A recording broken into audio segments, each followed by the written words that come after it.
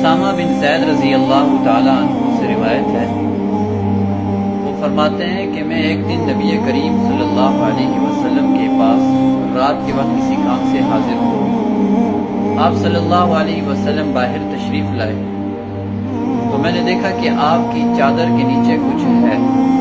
لیکن میں معلوم نہ کر سکا کہ آپ کی چادر کے نیچے کیا ہے۔ جب میں اپنے کام سے فارغ ہوا تو میں نے پوچھا، اللہ کے رسول، یہ آپ کی چادر کے نیچے کیا ہے؟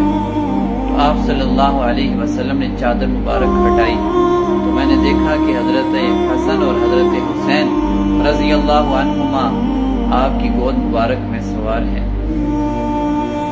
اور آپ صلی اللہ علیہ وسلم نے فرمایا کہ یہ دونوں میرے بیٹے ہیں اور میرے نواسے ہیں،